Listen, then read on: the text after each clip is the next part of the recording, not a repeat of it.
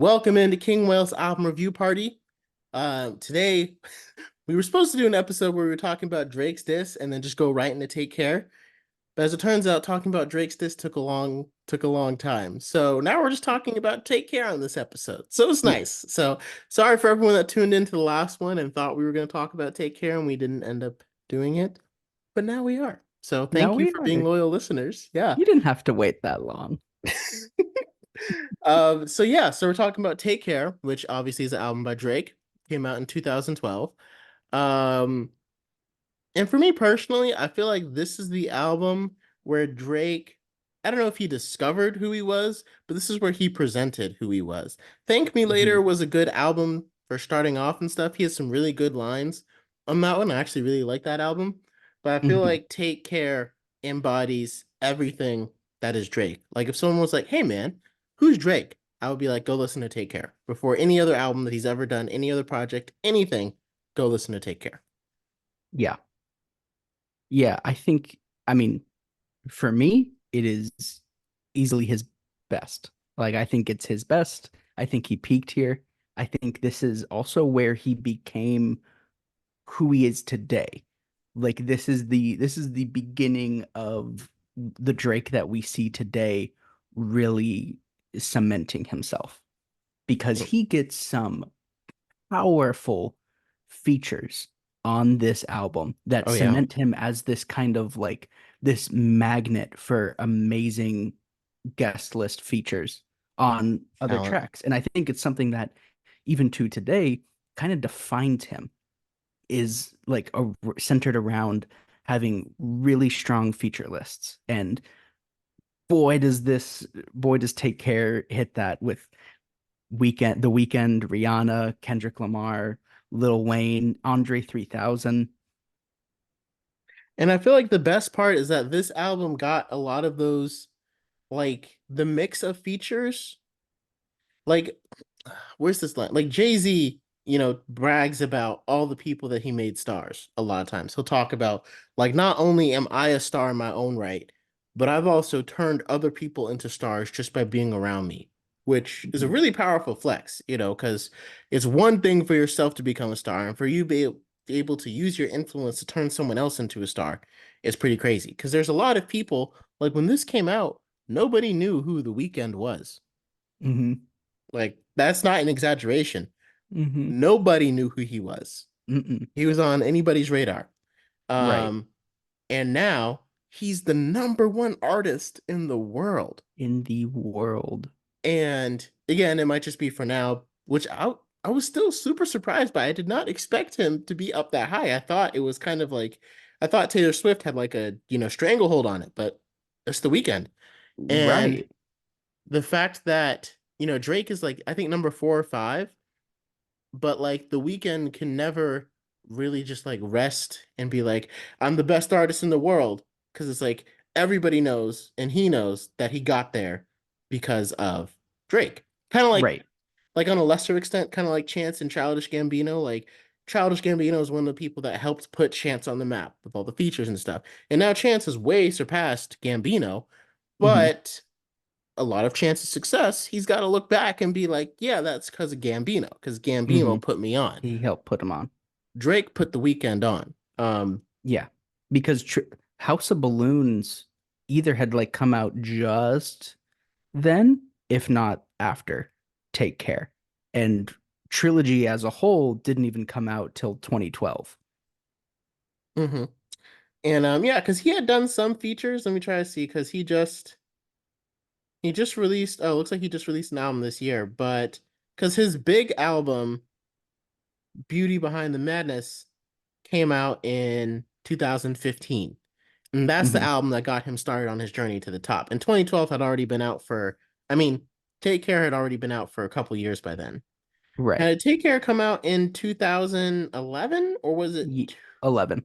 11? Okay. For some reason, I was thinking it was 2012, but it just must have been like a single or something that It came was out then. like November 2011. November. Okay. Yeah. Yeah. So that's probably what enabled, like, because The Weeknd had amazing vocals on Crew Love, first of all, one of our favorite songs in the whole album. And that's probably what, Incredible vocals. mhm. And that's probably what helped the label like want to greenlit a whole album because of how good Crew Love turned out and the Right. reception to it. So, Yeah. And it really like it was a great like showcase number one of the weekend's like range and like how powerful his singing voice is, but also too it showed a great like his style really well. Like mhm, that like it was Crew Love is unique. a very is kind of a moody track, and that's especially like early in his career, that's really where he lived was with those moodier pop R&B tracks. And And that it wide vibrato that he has is like a very unique style of his. Yes. And it's almost weird because it almost makes me laugh because Drake has little moments throughout the album where it almost sounds like he's trying to do because this is like a little more and like he's younger here and he's still getting a footing for his style and he almost has these little vibrato moments with the way he's singing rapping It's like and he it's can't really sing like you the can't weekend you do. You can't really can't do it. But really. that sense like died out of his style. Mhm. It's not quite as much what he does anymore. So, what makes this Drake's best album to you? I For me it is I think it's the fact that I don't think there's a miss here. Like Hmm. there's no misses for me at least. Hmm. Um, there's tracks I don't care for as much. The final two, Practice and The Ride, I don't care for as much as the rest of the album, but I still think it's good.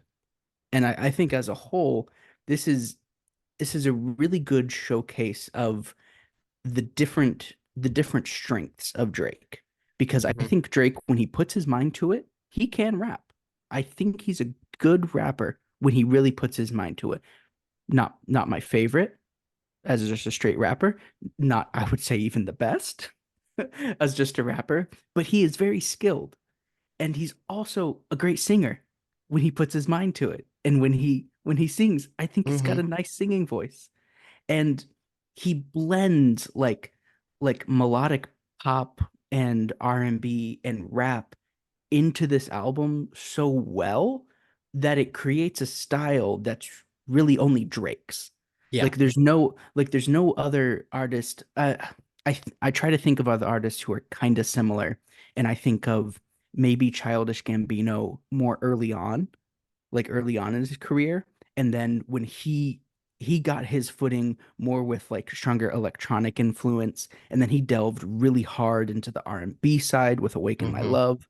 And I just look at Take Care here and I see something that is wholly and uniquely Drake. Because even modern like and when I say that, I mean like the kind of Drake that's influential to the genre. Because now looking back, I can see Take Care's DNA in a lot of other pop rap. Oh yeah. Like everywhere else. Hmm. It I Take Care. I say while like Drake again, he directly put on The Weeknd, but The Weeknd has never tried to be a rapper. Everyone knows he's an R&B singer. He's a singer. Hmm. But without Drake, we wouldn't have Post Malone. We Hmm. wouldn't have Black.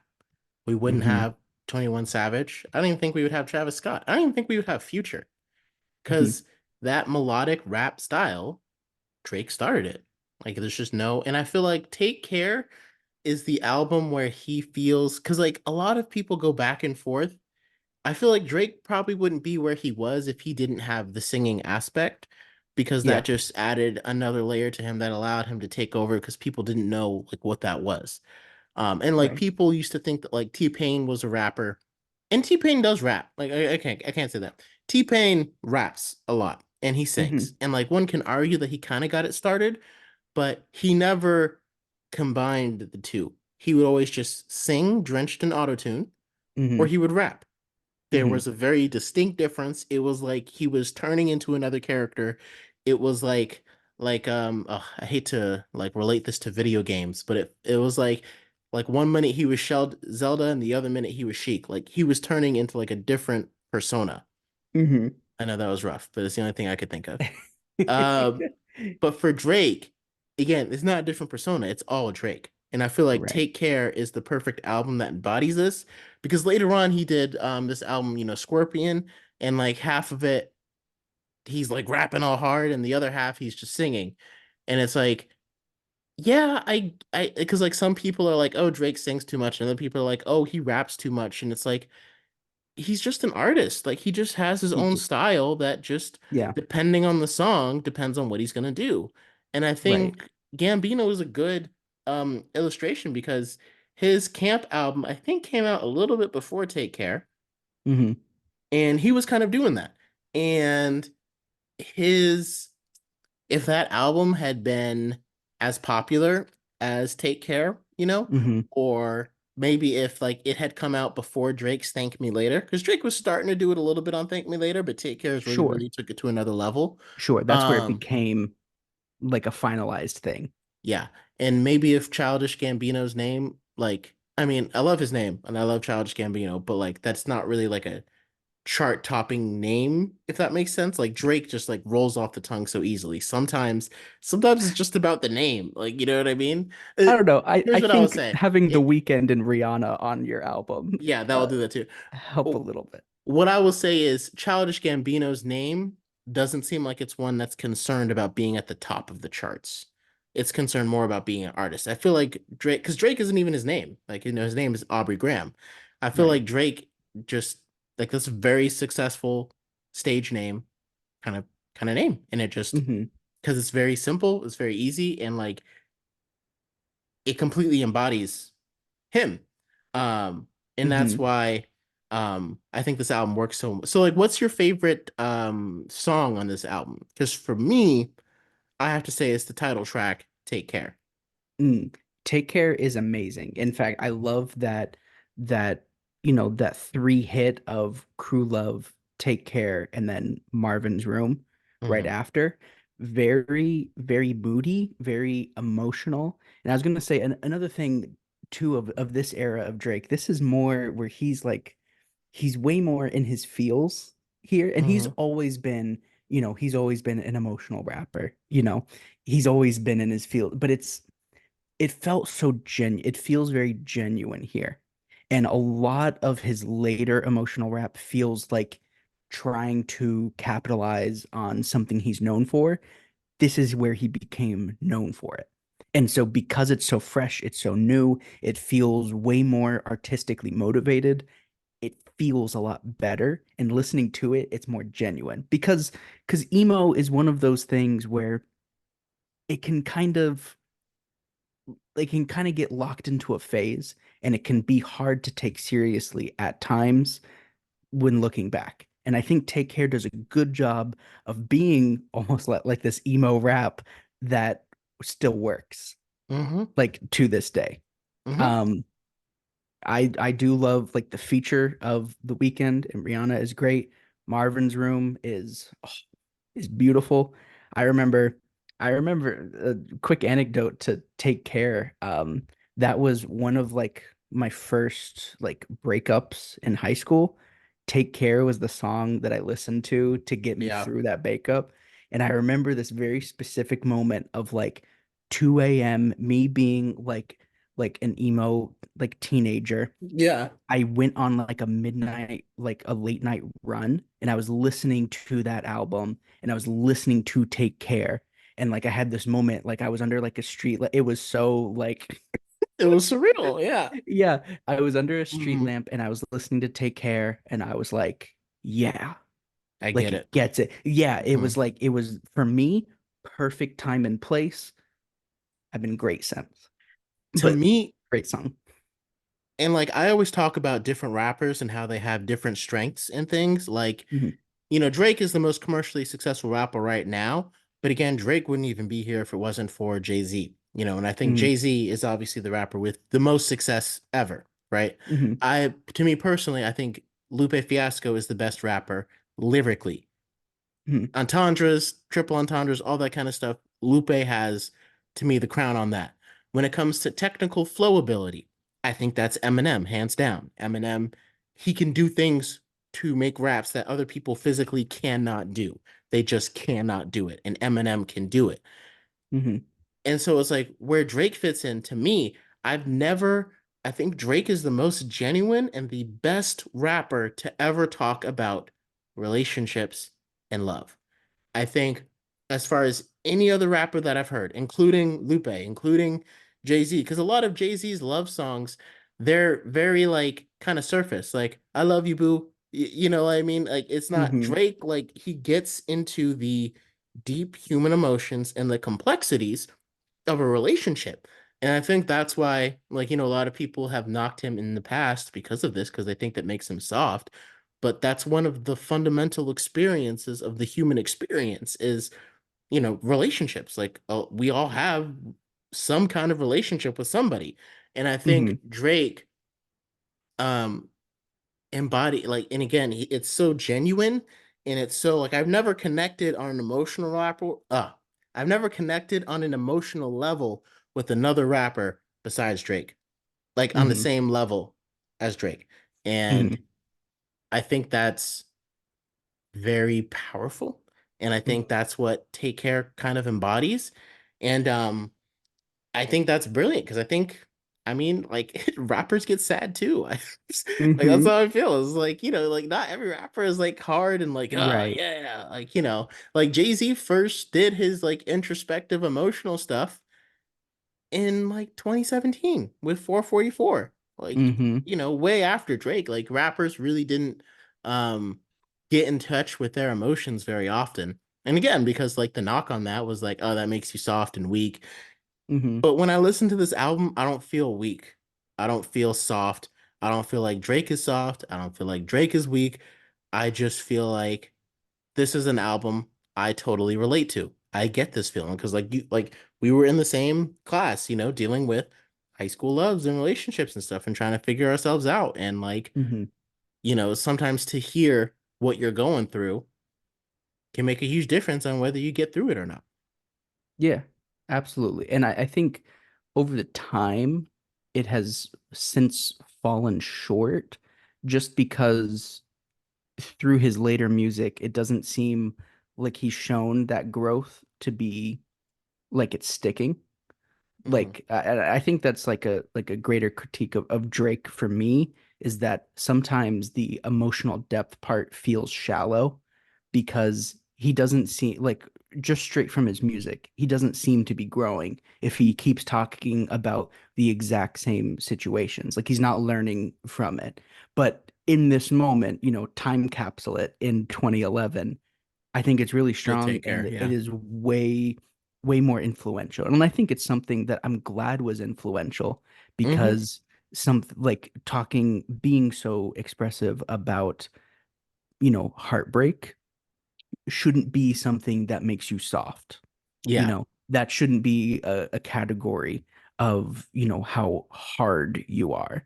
And we can talk about that another time, this idea of needing to be hard in rap like as a Hmm. whole, that's its own other conversation. But for here, I think I totally agree. It feels very emotional, but it also, it feels like for the time, it was definitely like feeling seen of like, oh, I can listen to rap and also recognize that I'm going through a difficult emotional moment. This was like the first, especially for a commercial success, Yeah. like to be seen in that way.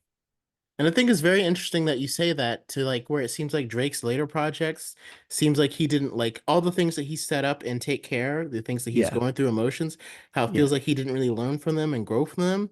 I Hmm. think I agree, but on a different level, because to me, it feels like again, Drake became very, and again, he's young at this point. I think he became very worried. Well, I don't know if worried is the right word, but he became a lot more concerned with that label of soft. And he kind of got away from, I feel like, what made Take Care great in his later albums. And he tried to really focus on the fact that, like, no, I'm a rapper. I rap. I'm hard. I'm tough.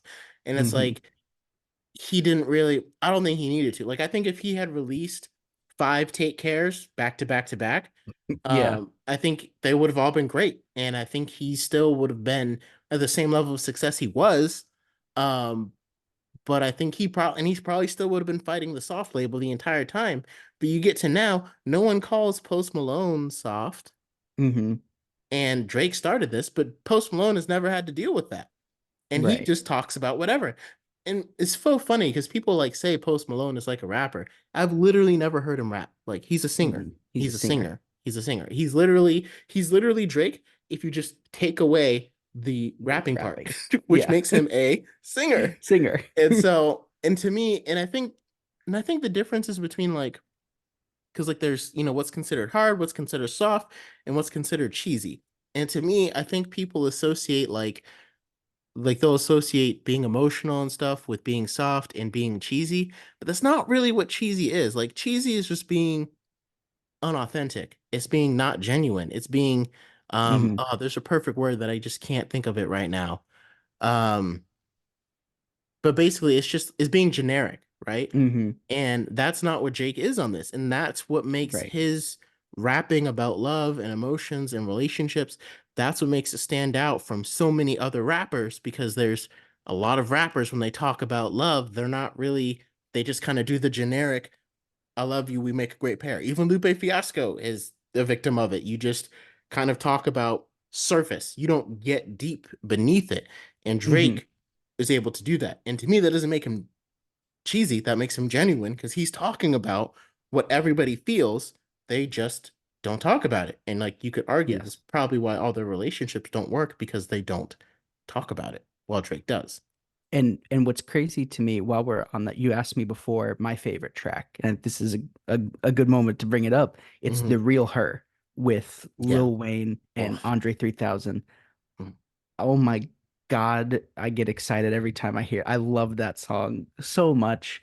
Um, and it's great because Lil Wayne has a verse that is a little bit more like it's so weird hearing Lil Wayne It doesn't make sense. like it doesn't feel like it should work, yet it does. And I like that that's the effect that Drake can have because, Drake, Lil Wayne, and Nicki Minaj too, the three of them have like a bunch of songs that they all feature on each other with. Hmm.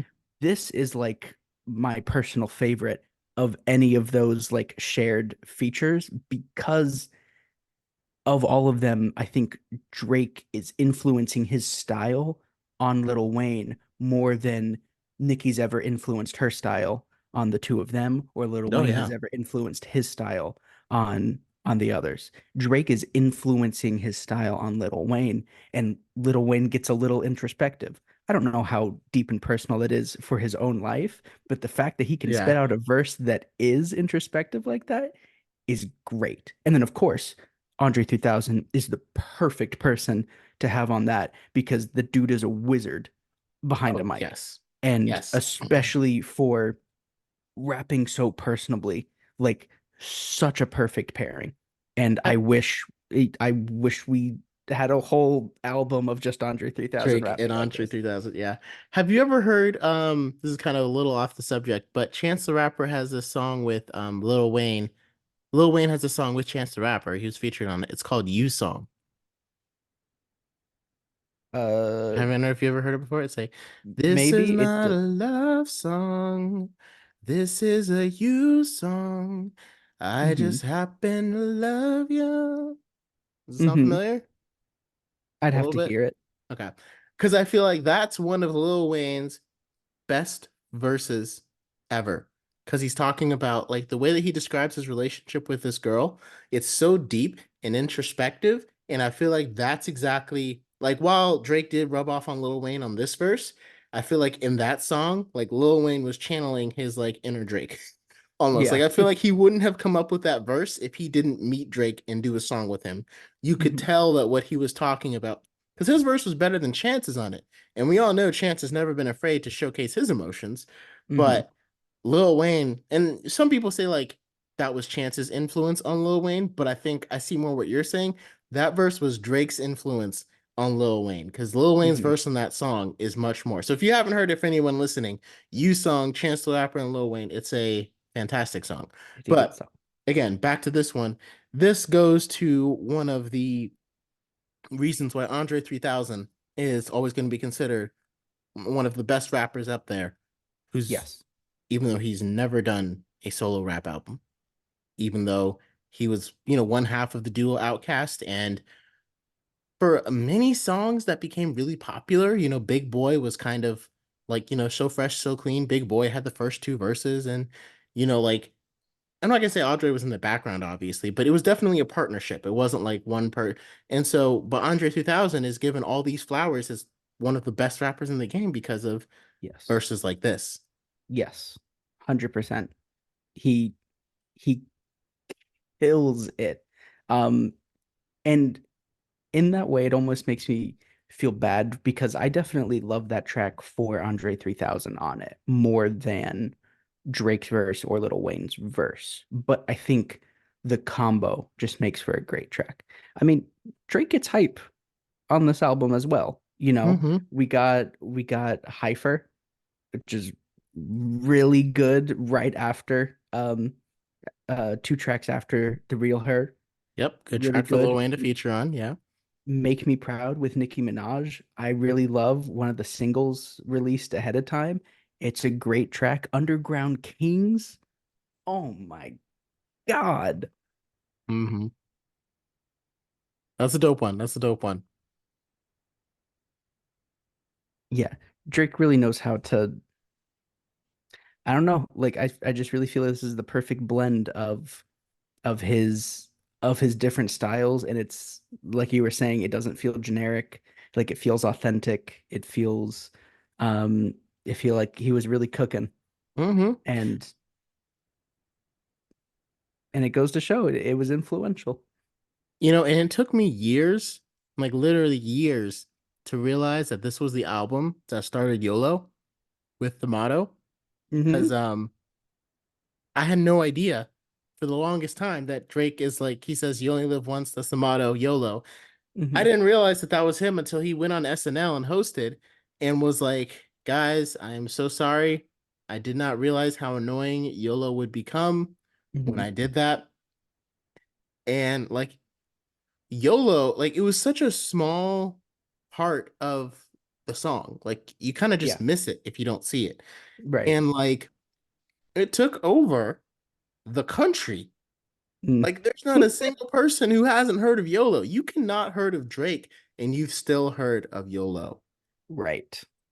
And to me, that kind of like cultural um And it wasn't even on the album proper. It was a bonus track. was that a bonus track? I couldn't It see was if a that was on the bonus it was a deluxe. bonus track. It was one Yeah, of the two bonus tracks. yeah. So the fact, oh, sorry.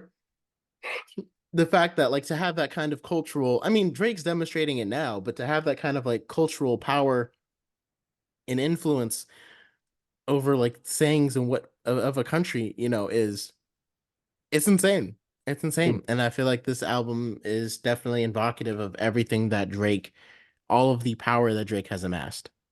Yes. Now, for you, are there any low points here? Are there any tracks you're skipping when you're revisiting it? Anything that doesn't hold up? I mean, again, like I said, Drake gets hype. I think Hyper is kind of one of those songs that I skip because like you mentioned, Drake gets hyped sometimes, and I feel like I'm like 50-50 with him. Sometimes I'm feeling it, Hmm. sometimes I'm not. Like he did this feature with DJ Khaled, I'm on one, and that Hmm. is a hype song I'm with. Like I get Hmm. hype listening to that. I could do the whole Drake verse, like because that one came out, I think while we were in middle school, and Hmm. I was singing along and rapping along to it, and I was like, I don't even understand what he means by this, but I am so hyped right now, I can't even stop it. Yeah. So, like, if that song had been on this album, that would have been a high point for me. But again, Hmm. so I don't really, probably Hyper is probably the only low point for me, just because that's a hype song that I don't really, again, for me, it's kind of very hit or miss because with Drake and when he gets hype. Because like the reason why I listen to Drake is for his emotional songs. I don't really go to Yeah. Drake to like get hype. You don't If it get hype. happens, great, but that's So not why I so put this what album. about Underground Kings? You get with Underground Kings? You get down with that song? That one's a pretty good one. That one's a pretty I good one. I will say I got really pretentious when I first listened to this album because again, put it in our shoes, we're like just starting high school Yep. when this is coming out. And so I was learning guitar at the time, and we started with learning a lot of like old blues guitarists. And so, he has this line in Underground Kings, ice in my muddy water, referencing Muddy Waters, the like old blues guitar player. And I felt like the cool, because like I didn't have to look up genius lyrics to learn what that was referencing. I was like, dude's referencing Muddy Waters, and I just learned about Muddy Waters. I felt so like I was going around telling everybody, like, oh, you know what that's a reference to? Let me You tell know you. that's a reference to? Yeah. Yeah. So so now we've got a little bit of time left. What did you think about the Kendrick Lamar interlude? Oh my goodness, Buried Alive is great. Yeah. It's great. I think I don't like that it's featuring Kendrick Lamar. It should just be Kendrick's track on Drake's album. Like I really Drake does not have a line on Buried Yeah. Alive, Yeah. but I love the verse. It was my first exposure to Kendrick, and Hmm. I remember feeling like, oh shoot, who is this guy? Like the flow is immaculate. Like it felt conversational but poetic at the same time. It's like, and that like combo was like so mind-blowing to me. And like it's hard to explain, but to me, like it was almost the like it feels like when Kendrick then released Good Kid, Mad City, Hmm. and he released Poetic Justice. Hmm. Like Poetic Justice almost feels like a continuation of Take Care. Hmm. Like especially Drake's verse on it, but also if you compare, like if you listen to the two songs back to back, Hmm. Buried Alive and then Poetic Justice, it feels like not only in this song, it feels like Kendrick Lamar was setting up some themes for his Good Kid, Mad City, but when Drake Hmm. featured on Poetic Justice, it felt like he was continuing themes from Take Care. So like it Hmm. almost makes those albums feel like related, even though like they're not. Like Ooh, Take Care is like interesting. a deeper version of the love story that Kendrick has with, Yeah. Sheree. I don't know why I can't think of her name. I've listened to the album a million times, but like it feels like that's like the deeper love story of Good Kid, Mad City, because Yeah. that she plays a huge part of it. Um, so it's just why like I referenced it because again, I love Drake's Interesting. verse on Poetic Justice. I think Oh, it makes the entire song. I think without like I'm not gonna say that absolutely. doesn't work without it, but the song doesn't really. Oh, okay. See, I don't think I would I go don't know that if I could go far, that far. That but was kind of a bold. That was a bold take. it's a bullshit. I But should you have know warned what? everybody, but But hold on, let me put a hazmat suit on, man. I'll say this. I'm not gonna say like it doesn't work, but I don't think I would listen to it if Drake wasn't. I wouldn't Oh, listen to it as much. I'll have to go back and listen to it with that context because I want to listen to them both back to back now to see if I'm hearing what You you're hear what I'm hearing picking because up? that's Yeah. that's really Yeah. interesting. Yeah. But yeah, no, this album every time I listen to it, I feel taken care of. Like in my core, I love it. Yeah. It's like comfort food. And so for me to Hmm. try to look at it critically is very difficult because when I listen to it, I feel like I'm in high school again. Like I get transported into that feeling Hmm. and I'm happy for what it did for me and looking at music because it it exposed me to a huge world of rap, a genre I wasn't really allowed to listen to as a kid, but it was poppy enough that I was allowed to. And so Yeah. I'm so thankful I got that chance. I heard what I could, and I'm glad it exists. And I'm glad Yeah. I listened to it. Yeah. Because I think by this point, when it had come out, I was already like I already knew Drake. I was already pretty familiar with rap. Um, I was a huge hip hop fan. So this album I can see why if this was your first foray into like the world of hip hop and rap, this was a good choice. This was a good Mhm. choice. And I see why it had that kind of impact. So let us know what you thought about Take Care, of course, because again, while we care about our thoughts, we want to hear about yours as well. Mhm. And we will go on to the next album. We have a request that we're going to get to next. It is Good and Evil by Tally Ho.